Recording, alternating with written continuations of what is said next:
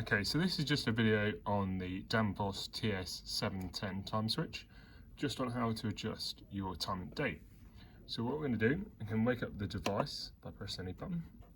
Then we're just going to hold this center OK button down for around 5 to 10 seconds. And you can see it comes up with the year.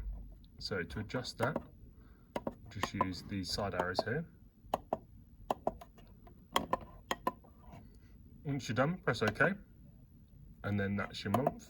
Again, using the side arrows, just adjust it like that. And your date. And then again, your time using the side arrows.